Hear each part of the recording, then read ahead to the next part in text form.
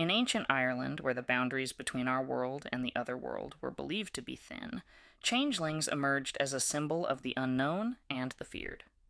A changeling, according to Irish folklore, is a fairy child or elderly fairy left in place of a human child who was stolen away by the fairies. But why would the fairies do such a thing? And what signs should one look for to recognize a changeling? Today we'll explore these questions, delve into some of the most famous changeling stories, and uncover the social and cultural impact of this eerie myth. To understand the changeling myth, we must delve into Irish folklore, where fairies, or the good people, were believed to be powerful, unpredictable beings. In W.B. Yeats' Irish fairy and folk tales, fairies are depicted as creatures living close to humans, but operating under their own set of rules. They could be benevolent or malevolent, depending on how they were treated. Changelings weren't limited to children. Adults, particularly those with special talents, could also be taken and replaced by a sickly or deformed fairy in disguise. The reasons for these exchanges varied. Some believed fairies envied the beauty and health of human children, replacing their weak offspring with a healthy human child. Others thought fairies desired humans to strengthen their own bloodlines, or serve them in the fairy realm. The changeling left behind was often irritable, constantly crying, refusing to eat, or displaying unusual physical features, signs that the child was not of this world. In Irish fairy and folk tales, W.B. Yeats recounts various methods believed to reveal a changeling's true nature, ranging from the bizarre to the brutal. One such method involved boiling water in eggshells. If the child laughed, it was considered proof that they were a changeling. More dangerous methods included heating a poker red hot and placing it near the suspected changeling in hopes of driving the fairy away and returning the real child. These beliefs often led to tragic consequences, particularly for those who were different, whether due to illness, disability, or simply unusual behavior. Individuals suspected of being changelings could be subjected to mistreatment, abandonment, or even death, all in the name of driving out the fairy and restoring the true human child.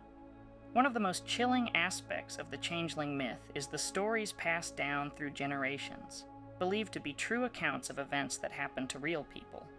In his collection, Yeats shares several of these stories, providing a glimpse into the fear and superstition surrounding changelings.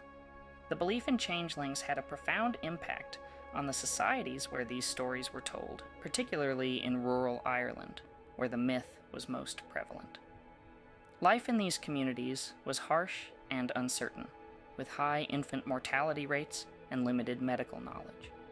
Folklore and superstition often filled the gap, providing explanations for the inexplicable. The changeling myth provided a way for people to make sense of suffering. When a child fell ill or displayed unusual behavior, it was easier to believe that the child had been taken by fairies than to accept a serious illness or disability. This belief also served as a coping mechanism for grieving parents. Over the years, scholars and folklorists have offered various interpretations of the changeling myth. Some view it as a reflection of the fears and anxieties common in rural communities where life was unpredictable and full of hardship. The changeling myth provided a way to externalize these fears, placing the blame on supernatural forces rather than on the individual or their family. Today, we can look back on these stories with a mix of fascination and caution, recognizing the role they played in shaping the lives and cultures of those who believed in them. And while the changeling may no longer be a common figure in our everyday lives, the themes it represents, loss, fear, and the desire for understanding, remain as relevant as ever. Thank you for joining us on this journey into the heart of Irish folklore. If you enjoyed this episode, we will have an extended podcast version online this coming weekend, so please subscribe on your favorite podcast platform, leave us a review, and follow us on TikTok and YouTube for more tales from the shadows of history.